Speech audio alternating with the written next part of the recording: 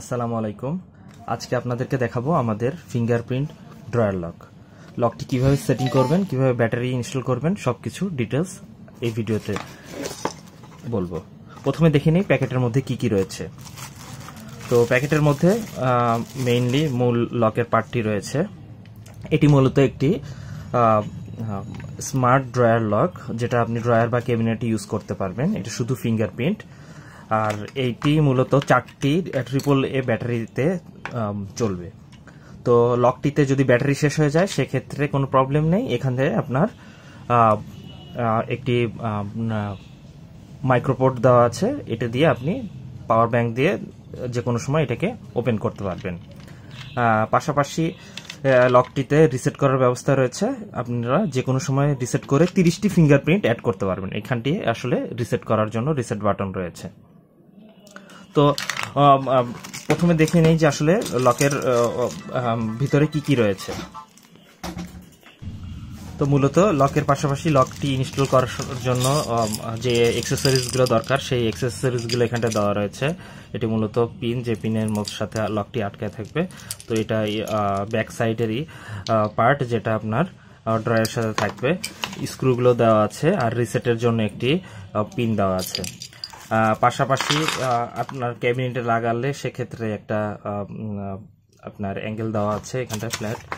আর user manual রয়েছে। User ম্যানুয়ালটা তো যদি আপনারা পড়েন তাহলে ডিটেলস আপনার ফিঙ্গারপ্রিন্ট কিভাবে অ্যাড করতে হবে ডিটেলস সবকিছু দেওয়া রয়েছে। পাশাপাশি ছবিতেও দেওয়া আছে সব আইটেম কিভাবে কি করতে হবে। তো এই জিনিসগুলো খুব সহজেই দেখতে পারবেন। তো এখন আর পাশাপাশি একটা গাইড দেওয়া আছে, লকটি কিভাবে আপনারা ইনস্টল করবেন সেই গাইডটা আপনারা মার্ক করে সেই গাইড অনুযায়ী জিনিসটাকে খুব সহজেই ইনস্টল করতে পারবেন। তো এখন দেখাবো কিভাবে ব্যাটারিটাকে এখানটায় ইনসার্ট করবেন। তো এটাতে মূলত AAA সাইজের 4টা ব্যাটারি লাগে, নিচে 2টা উপরে 2টা। তো ব্যাটারিটা ভরা একটু ক্রিটিক্যাল, তো সেই কারণে আসলে আপনাদেরকে জিনিসটা দেখিয়ে দিচ্ছি। তো যে সাইডে এই পিনটা থাকবে সেই সাইডে এই অংশটা আপনি খুলে ফেলবেন। এই যে ব্যাটারি ইনসার্টের খুলে ফেলার পর এই যে এখানটায় এই সাইডটা স্প্রিং আর এই সাইডটা পজিটিভ, এটা দেখে রাখবেন। তো দেন এখানটায় এই যে প্রথমে আপনার নিচের ব্যাটারিটা ইনসার্ট করে নেবেন। নিচের সাইডের যে ব্যাটারিটা আছে সেই ব্যাটারিটা ইনসার্ট করে নেবেন। অবশ্যই এই যে পজিটিভ এবং নেগেটিভ দুই পার্টটা দেখে নেবেন যে ঠিকঠাক মতো লেগেছে কিনা। তো দেন এই যে এই আইটেমটা যেটা আমরা খুলেছিলাম সেই পার্টটা আমরা ইনসার্ট করব। ইনসার্ট করার পর অর্থাৎ লাগিয়ে ফেলার পর উপরের পার্টের যে ব্যাটারিগুলো আছে সেই ব্যাটারিগুলোকে লাগাবো। তো মূলত এই ব্যাটারিগুলো লাগানোর পর এই পার্টটা আমরা লাগাবো। এই পার্টটা লাগানোর পর আপনার এখানে আপনার স্ক্রু দিয়ে অ্যাড করার জন্য স্ক্রু দেওয়া রয়েছে, সেই স্ক্রু দিয়ে আমরা এটাকে অ্যাডজাস্ট করে ফেলতে পারবো। তো মূলত ব্যাটারি লাগানোর পরে এখানটায় পাওয়ার চলে আসবে। তো ইনিশিয়াল যেহেতু কোনো ফিঙ্গারপ্রিন্ট অ্যাড করা হয়নি, কাজে যে কোনো ফিঙ্গার দিয়ে এটা ওপেন হবে এবং ক্লোজ হবে। তো বোঝা যাচ্ছে এটা যে কোনো ফিঙ্গারপ্রিন্ট তখন কাজ করবে।